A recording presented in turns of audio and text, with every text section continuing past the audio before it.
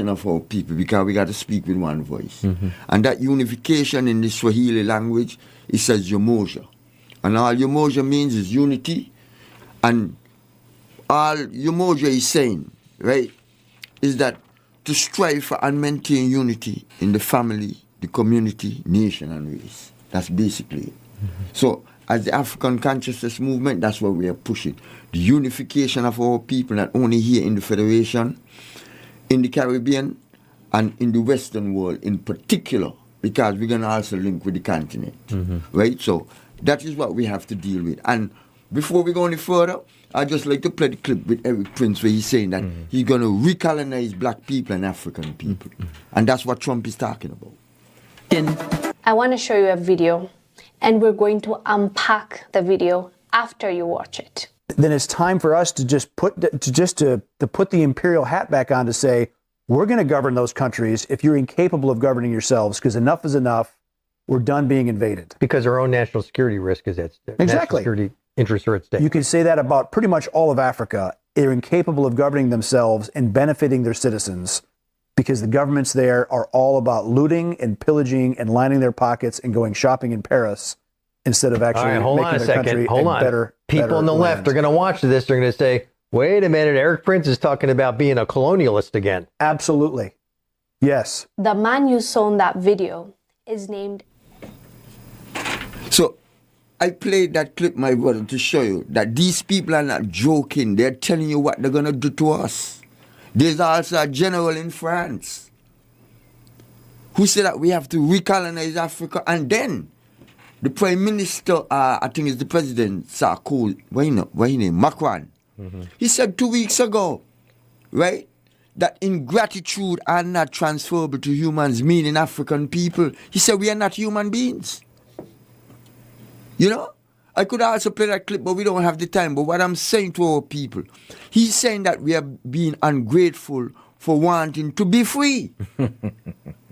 You know what I'm saying, brother? So I'm saying to you, Brother Devon, and to the listening public, we have to get our house in order. You heard the clip? This man is talking about putting us back on the plantation. And you hear what Trump said? You're going to take Greenland. You're going to take the Panama Canal. You're going to take Canada and Mexico. So it's clear. You don't have to say that, well, Colombia make up these things. It's in the public domain. All right. It's 11:16 and you're listening to The Edge here on ZIZ Radio, 96.1 FM. We'll stick up in there by taking a break, and when we come back, we'll continue the conversation. Stay with us. This coming Valentine's, experience an unforgettable Valentine's evening at Carambola Beach Club. Indulge in a three-course chef-curated menu alongside wine and themed cocktail specials and a gift of a beautiful rose for each lady. Dance the night away in beachside ambience as live jazz entertainment serenades you and your special someone. Give us a call at 465-9090 or 763-9090 or visit us at carambolabeachclub.com to make your reservations for this enchanting Valentine's experience.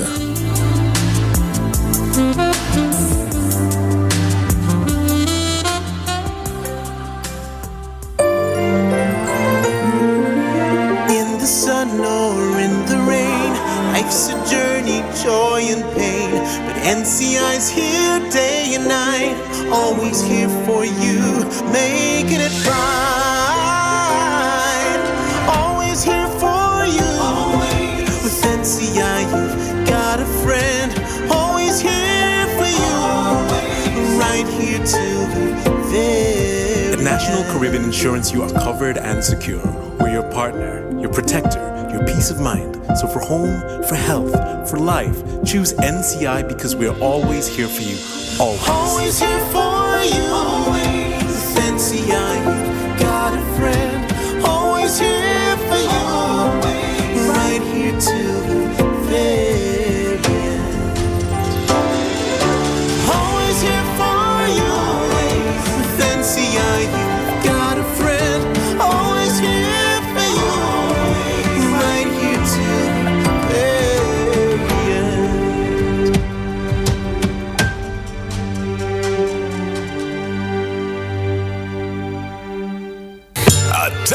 business owners.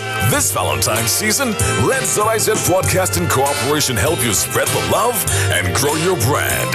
From January 19th to February 14th, take advantage of our exclusive Valentine's advertising package. With ZIZ, your heartfelt message reaches thousands across all popular radio platforms. Make this Valentine's Day unforgettable. Promote your romantic specials, products, and services to an audience eager to celebrate love. With our customized ad solutions, we'll help you stand out, spark connections, and boost your sales. Don't miss out on this perfect opportunity to share the love and maximize your exposure. Call us at 869-662-8203 or email sales@zizonline.com to book your Valentine's campaign today. ZIZ Broadcasting, connecting your business with your customers this Valentine's season. Valentine's advertising specials, January 12th to February 14th. Call 869-662-8203 today. The views and opinions expressed by participants and callers during this program are solely their own and do not necessarily reflect the views, opinions, or policies of ZIZ Broadcasting Corporation, its management, or sponsors. The station accepts no responsibility for statements.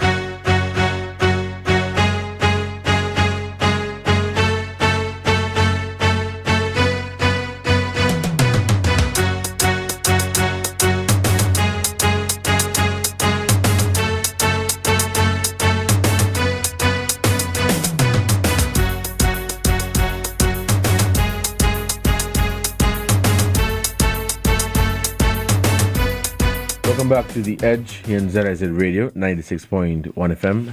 I'm your host, Devonne Cornelius, and thank you for joining me in the program for today. We are focusing the conversation today on Black History Month through the lens of Pan-Africanism, Afro-Caribbean identity, and all things Black history. And in studio with me today is Ras Kalonji, assisting me with this conversation. Looking at African consciousness movement, I want to share something with you as it relates to universal suffrage. So, despite the various challenges, the new Conservative Secretary of State, James Griffiths, informed Governor Blackburn that he had approved in principle certain constitutional changes that were to be put in place before the next election. Universal suffrage was to be introduced, subject to a person being able to sign his or her own name.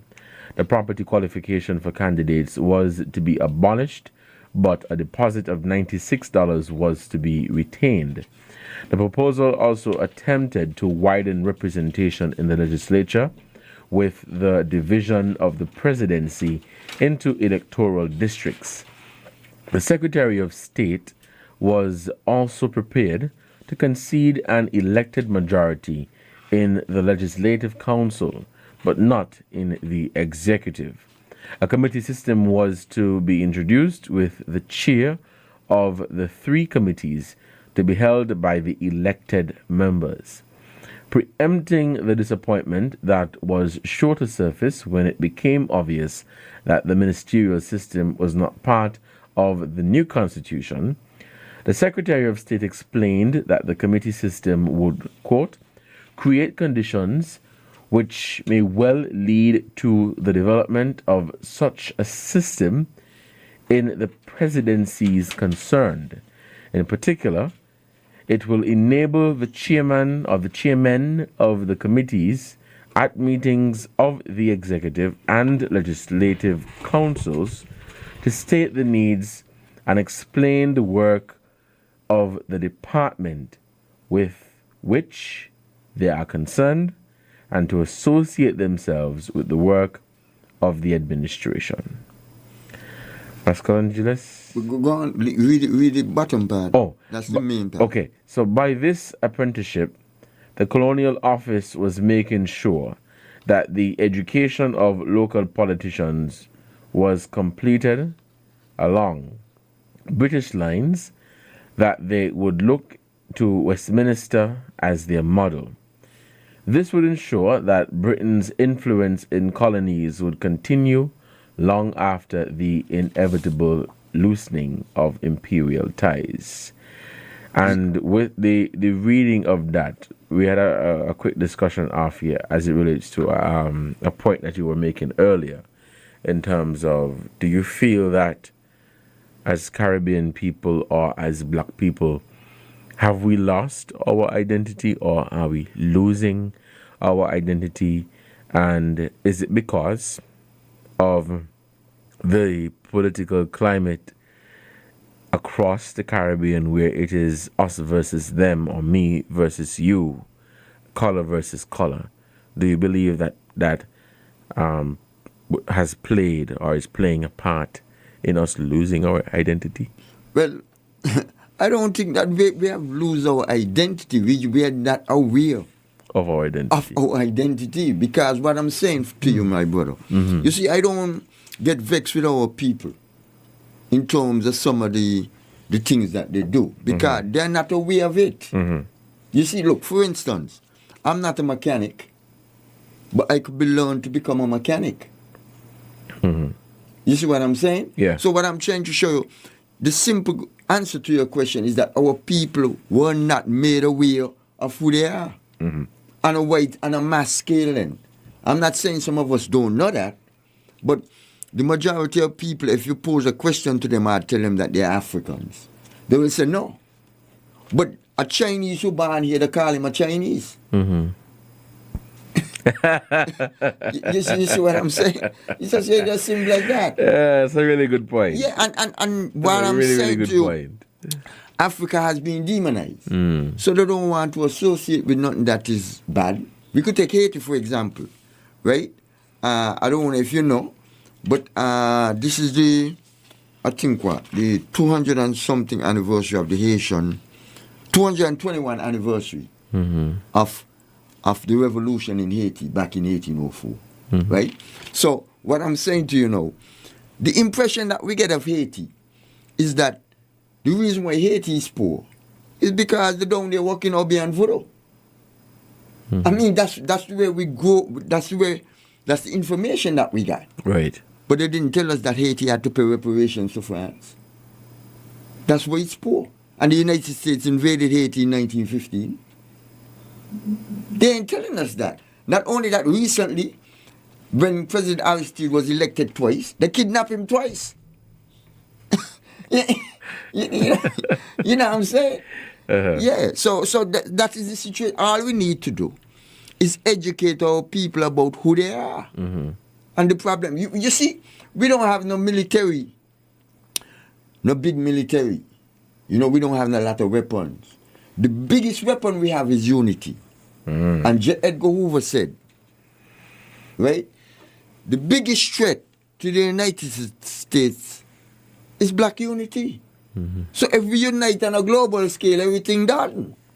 And that is the aim, and that is the objective, what we want to accomplish. But going back to identity, and you made an interesting point in the sense that maybe it's a case where we don't know our identity. And you made the point that if a Chinese person is born here in St. Kitts and Nevis, we call them a Chinese because maybe their parents or whatever are from China. But how do we find the identity, or how do we find that identity? We have to be re-educated because we are colonized people. We're still colonized. I mean, look, all these things that you see that are afflicting our people, right, is the socialization process that we went through when we got adult suffrage in 1952. We're being indoctrinated that way. We're living an alien life in the sense that we are British in the way that we relate to one another. Right. It's the British culture, the English culture that we have. And we inherited it because of the indoctrination over a 400-year period. But we people don't understand it that way. I'm going to show you a simple thing. You hear the term vagabond. You know, if somebody is behaving in a disrespectful way, we call them vagabonds. Where the term come from is a British term. It's vagabonds and thieves and pickpockets and rogues that came out Newgate Prison in England, who settled this country. But we people don't know these things. So we think that you hear somebody will say in the street, that's how black people be. But they don't know how we got that way. We were indoctrinated to be that way. And what we do is keep evolving over time because we have not decolonized our minds. Right? For instance, I could give you a simple example. Look at, you saw Roots? No. The movie. Oh, okay, yes. Okay. Kunta Kinte had to become Toby. And every time he resists, they beat it into him till he had to accept it, that he's Toby. That is what happened to us. This thing was drilling to us. We had to be this way. But no, we have reached a point where we have to decolonize and reconstruct ourselves, you understand, for what we are when we came here first. So we got to build a new foundation. And the whole idea of unifying ourselves and re-educating ourselves as a people so we could challenge the arrangement. Looking at black empowerment, right, I want to ask you about, and this was a development in early January as it relates to the U.S. elections. So Biden was on his way out, and he made one last bold move, which was to pardon Marcus Garvey. How do you feel about that? Well, it has been something in the process from ever since Marcus Garvey was. It's not new, right? I mean, some people will say, well, even I will agree that there's nothing to pardon him about. But this is not new. Even his son, well, he's a medical doctor now, the only one remaining. I met Marcus Garvey Jr. when I was in New York. He was a nuclear physicist. He could make nuclear weapons, but he's deceased now. But the other brother, Brother Julius Garvey, right? He's a medical doctor in Queens. I interviewed him on a program I did a couple years ago here in the Federation. And he was elated about his father being pardoned. But not only that, there was another, well, they say it's not a pardon, a commuted sentence. You ever heard of Leonard Peltier? No. He's a Native American. This is him right here. Right? He took up arms on the reservation where the United States put them to defend the reservation against the incursion of the United States government. 2 FBI agents were killed. He was convicted and put into prison for 50 years. He just got released with Leonard Peltier. He's 80 years today. So I just informing our people about these things. So what I'm saying is that the pardon of Marcus Garvey and Brother Leonard Peltier is something that have been in process over, I will say, a 30-40 year period. So it's nothing new. You know, so that's the situation. Yeah, man. It's 11:32 and you're listening to The Edge in ZIZ Radio, 96.1 FM. We'll take a break, and when we come back, we'll keep the conversation flowing. Stay with us.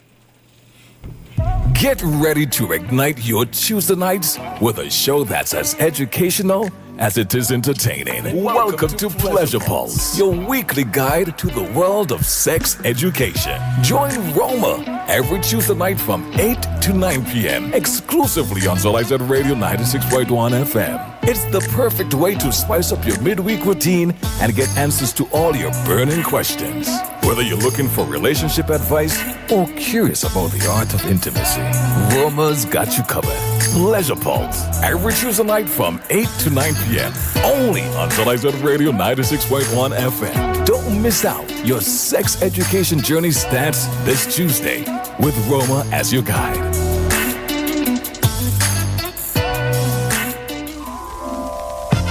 Hey, guess what? It's Radio Market. Call in and sell your merchandise. You can negotiate, give away and trade. We on radio, internet, and TV. Like us, share us, and subscribe to ZIZonline.com. And remember, we don't sell nothing over $5,000. Join us every Saturday morning at 10 o'clock right here on ZIZ Radio. Call 465-6120, 465-1903, 662-8674 or 718-577-2916. ZIZ Radio, giving back to the people.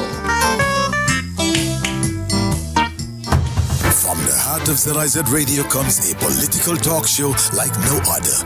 The Edge, with host Devonne Cornelius giving you his take on the biggest stories happening in governance today. Got something to say? Let's hear it. Give us a call at 869-465-2555, Monday to Friday from 11 a.m. to 12 noon. One solid hour of in-depth analysis of the machinery that makes our country tick. The Edge, cutting into the matters at hand.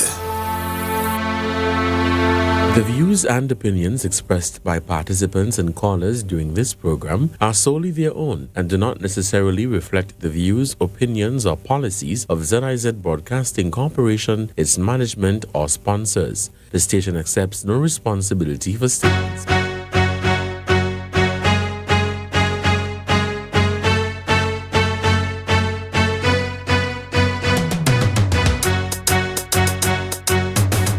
It's 11:35 and you're listening to The Edge here in ZIZ Radio 96.1 FM. I'm your host, Devonne Cornelius, and thank you for joining me on the program for today. If you are just tuning in, we are centering the conversation around Black History Month through the lens of Pan-Africanism and Afro-Caribbean identity. In studio with me today is Raskalunji.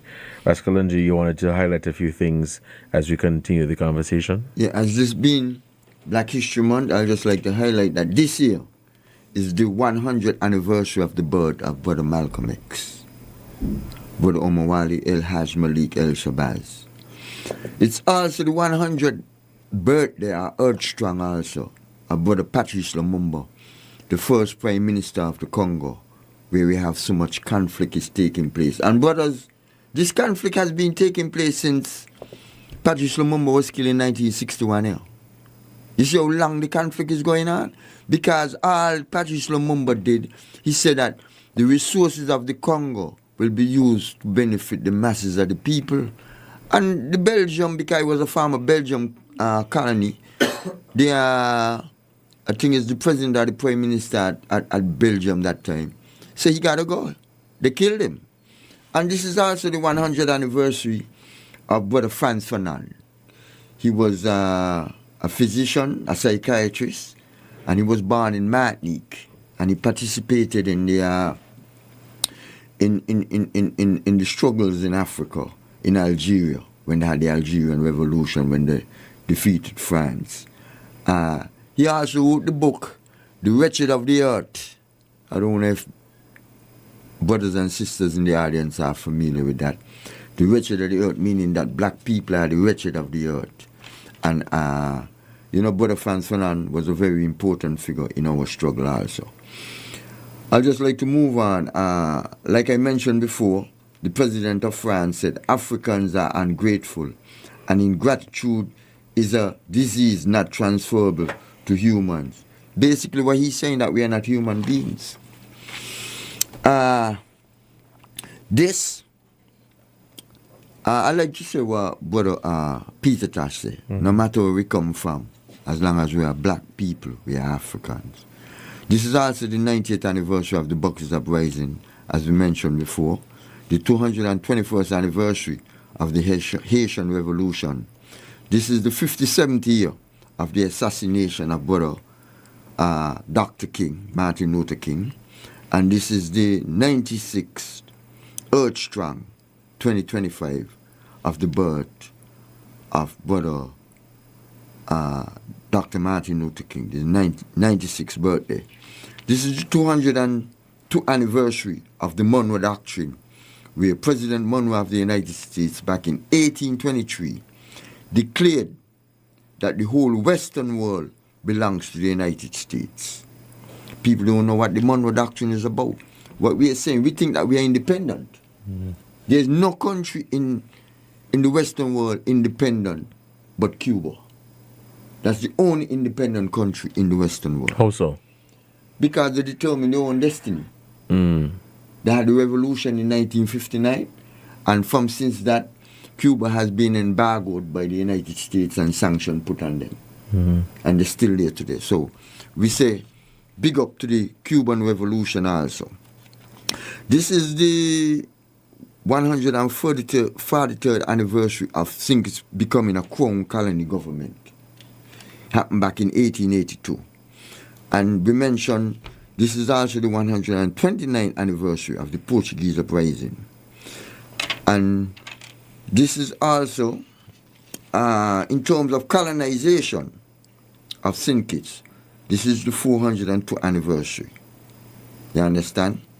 And this is the 88th Earth Strong of Brother Bob Marley, celebrated in this month. And the 68th Earth Strong of Brother Dennis Brown. Thank you so much for that, Ascolanji. As you made mention of those really important dates, right? How important would you say it is for us to control our own narratives as black people, especially in media and education, letting our people know our identity, where we came from, where it started, and how we got to where we are today? Well, we are here today, but I'll say the invasion of Africa took place, you could say, within 1,000 years period. And then, when I mean within 1,000 years, that's when the conquest started in terms of European people invading Africa. Because we don't like to say that Africa was invaded. We're saying that our people sell one another. Well, if we sell one another, there was no resistance. You know, we could look at the Amistad. Man, if you're familiar with the Amistad, it's a movie where the brothers who was coming to the New World from Africa, they took over the boat. Right? They took over the boat, right? And they end up in the United States. When they reached to the shores of the United States, they was recaptured and put into prison. And there was a lawyer that took up the case, and it went to the Supreme Court in the United States, and the United States had to send them back to Africa. You see? So what I'm saying to you is that you're talking about the narrative. We don't look at the narrative and say that we resisted. Even here in the Federation, there were slave uprisings, but we don't have them. Do you know in Nevis, you know, where the Methodist churches, Charleston Methodist? No, in Gingerland. Gingerland? Right. Right across from there. What the name is again? Old Manor? No, not Old Manor. Up on the hill. They have a name for it. Zetlands? Zetlands. That is Maroon Hill. You know where it is, Maroon Hill? That is one of the first rebellion in the Western world. I think took place in 1706. Where the slaves, right? They defeated the European army on the battlefield at Maroon Hill in Zetlands. You see, but the Federation don't know that. Yeah, I learned a little bit about that in school. Okay. Which is a good thing. yeah, that's what I'm saying. These things have to be highlighted. Yeah. So we need to put this information into our schools so that the new generation who are coming will know these things. But our people are not aware of these things. You talk about identity. Identity is very important. Because if I tell the average person in St. Kitts that you're an African, they're going to say, no, I'm a Kittitian. But this is not even St. Kitts or Nevis. This is Liamigua and Uoli. But we don't refer to it that way because we still have the colonization name. So I'm saying that we have to, as I mentioned before, you understand, build a new foundation, decolonize our mind, right? And building this new foundation, right? We have to build it on solid ground where the trust now, like I say, because we are at a very historical moment. The U.S. hegemony, our empire, is in decline. This is the time for us, like I said, to repent, right? And atone for our sins and unite as a people in order to move forward in terms of the true liberation of our people here in the Federation and throughout the African world. Because we see it taking place in Burkina Faso, in Niger and Mali, the Sahel states. I don't know if you're aware of that, Brother Abraham Traore, where the three countries have become one. They put out the French, they put out all Europeans that was exploiting them, and the Americans, and they're charting a course of revolutionary Pan-Africanism. And that's what we have to do here in the Western world also. Mm-hmm. It's 11:44. I think we have some callers on the line, 662-8674. So we'll take our first call for this morning here on The Edge. Hello, caller on the air. Good morning. Hi, good morning, Devon, and good morning, my brother Ascolongi. Yes, good morning, my brother. Yeah, very, very timely program. Thanks for sharing. Now, let's cast our minds a little bit to South Africa. Today is the 35th anniversary since Nelson Mandela walked out of prison after 27 years. Now, in 1913, the government of South Africa limited black ownership to just 7% of the land, which was later revised to 13%. Mm-hmm. Now, an article I read on CNN this morning says more than 100 years later, black people make up 81% of South Africa's population of 63 million, yet only own 4% of private land, according to a government land audit conducted in 2017. Now, last month, President Cyril Ramaphosa passed an expropriation act to take some of that land back. Now, the Orange Man, supported by Elon Musk, who of course is South African, have said that this is discriminating against white South Africans. Imagine that. What is your view of where we have come since Nelson Mandela took the leadership of South Africa in May 1994 to this present day, 35 years after he was released from prison? Well, very important, my brother. I just recognize the voice as Brother Ryan Rascal gave me the headphones, you know. So, yeah. But, you know, it's a very important question that you pose. Imagine that the Orange Man and Elon Musk is saying that we can reclaim or retake what belongs to us. And that is the arrogance of imperialism and fascism. You see, it's just that, like I mentioned before, what is happening in Burkina Faso and Niger and Mali is that those leaders are telling the imperialists them, look here, we in charge, and from a military standpoint, if you want to fight, we will engage you in battle.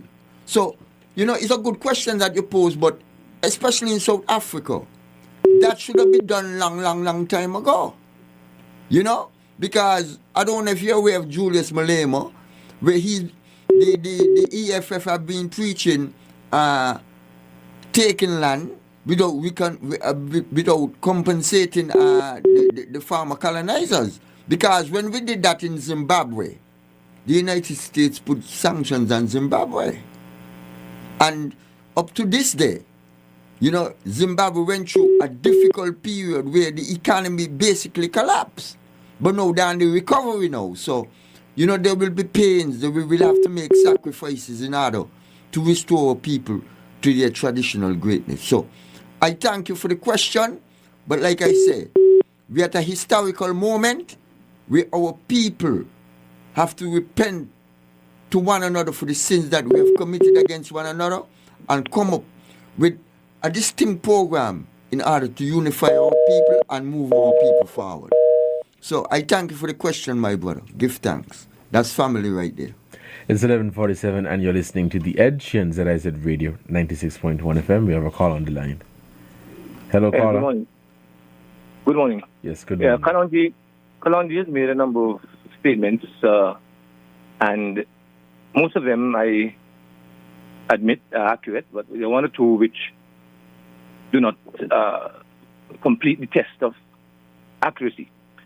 Let me begin quickly by saying that I think as black people, if we're going to prove and show to the world that we're different from from the others. We should stop referring to anybody as the orange man or the pink man or the yellow man and call him by his name. I think that shows that we as black people are respectful of others, irrespective of our level of disagreement with that individual. That's point one. Two, Columbia said that in his book, Wretched of the Earth, which happens to be my favorite book, by the way, one of my favorite books by Frantz Fanon. Frantz Fanon is claiming that wretched of the earth means that black people are the wretched of the earth. That is not so at all. In his book, Frantz is saying that the colonizers are seeing us in their twisted, perverted lens as the wretched of the earth, but not that it means that we are the wretched of the earth. There's a big difference. It is the perception, the false and twisted perception of the colonizers that we, of this color, constitute wretched bastards, vagabonds, as it were. In that book, Franz argues that there are times when violence against an unjust system is not only justified, but absolutely necessary. That is one major point I took away from reading Wretched of the Earth, both in English and in French, malgré de la terre. Thirdly, Columbia opines that Cuba is one of the few independent countries in the world. I want to take opposition to that. In my mind, a country that is independent is one that can stand on its own to a very large measure. We know we live in an interdependent world, and not even the great powers can truly live on their own. But Cuba has been so dependent since the revolution in 1959, 1961. Cuba has been so dependent on one power or the other that it cannot truly be said to be independent. It was utterly dependent on the Soviet Union for many years, and later on Venezuela, now on tourism dollars coming from the United States and elsewhere. And now that those traditional source of funds have dried up, the Cuban economy is in shambles. The people are suffering greatly. And if the doors of the Cuban society were to be opened for them to leave, of the 11 million now there, I think you might be left back with less than 1 million. Now, this is not to deny that the embargo that the United States has imposed on Cuba since 1961 or 2 has had an effect. But I put it to you, having lived there myself for at least 3 years, that the embargo is not to be blamed. It is not perhaps even the primary reason why Cuba is in the doldrums as it is today. It is because of lack of leadership, lack of vision, lack of proper economic management, and the insistence that are outdated, tested, and tried and proven to be inhuman has been imposed on the Cuban people, and the Cuban leaders refuse to make any alterations. As a result, in the 21st century, 2025, Cuba finds itself living as though it were 19 and 18 and 1725. Just wanted to make those points. Thank you. All right, caller, thank you for your contribution to the program. You're listening to The Edge here on ZIZ Radio, 96.1 FM. Call us at 662-8674. That is 662-8674. In studio with me today is Ras Kalonji. Kalonji, do you have any comments to make on the two callers who made a contribution?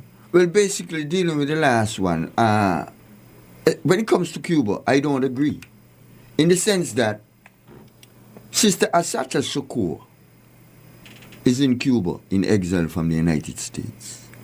She was a former member of the Black Panther Party. She was liberated from prison, went into underground, and wind up in Cuba. Any other country, they will have to give up. And Cuba is determined not to give up. Because when Barack Obama was the president of the United States, there was a serious effort to get her extradited back to the United States. So when it comes to certain things, you must say from an economic standpoint, they depend on other people. That is so. But like you said, we live in an interdependent world. Nobody is truly independent in that sense. You know? But for instance, again, when COVID came, they made their own vaccine. So in particular spheres, Cuba could make certain decisions that is independent of imperialism. You know what I'm saying? Though in terms of the rest of the earth, you're correct. But what I'm saying to you is that like you said, the colonizer was referring to us as bastards, as brutes, as wretched of the earth. You know? So that's why the book was named The Wretched of the Earth. But like you said, Brother Franz Fernand is pointing out that we have the right to self-determination. We are human beings. And like you said, at particular times we have the right in order to defend ourselves in terms of violence. So, you know, that's basically it. All right, we'll take this final call and then we'll wrap up the conversation for today. Caller on the air, good morning. Good morning, Ambassador to all. I must say very quickly that I support the caller who, with respect to his assessment, particularly with respect to Cuba. And I know he has, from the voice, I know he has lived in Cuba for a while and understands the system there. Yes, Cuba has done very well in education. It has done very well in health. But, and for that reason, it should have been releasing its people more. In other words, if you are in control of your destiny, so to speak, why are you restricting your own people to empower themselves and do more? So they can't just blame the U.S. embargo. No. Cuba needs, in terms of governance, to let their people thrive. And they could be a powerful force in the whole Caribbean and elsewhere. Thank you. All right, caller, thank you for your contribution to the program. And we're going to have to pause there with the calls because it's just 5 minutes left before we wrap up our conversation for today. Rascology, if there's one message you want to take away, you want people to take away from this Black History Month, what would it be? That, like I said before, it is time for us to repent for our sins and reconstruct ourselves on a African nationalist perspective here in the Federation and Pan-Africanism globally. Here what Granny say, Africans unite. What Granny say, African unity. What Granny say, one African people. What Granny say, one African parliament. What Granny say, one African economy. What Granny say, one African passport. What Granny say, reparations by any means necessary. So basically we are saying that what Granny say, self-respect. What Granny says, self-esteem. What Granny says, self-reliance.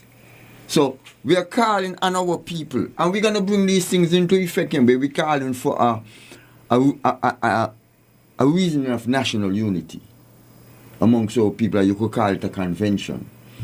This being the 129th anniversary of the Portuguese uprising and the 90th anniversary of the Boxers uprising.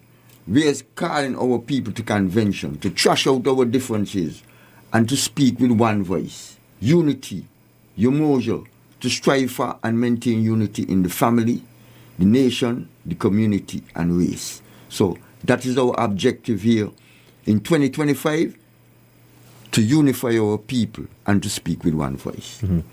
All right, thank you so much for that. It's 11:57. You have been listening to The Edge here on ZIZ Radio, 96.1 FM. I've been your host, Devonne Cornelius.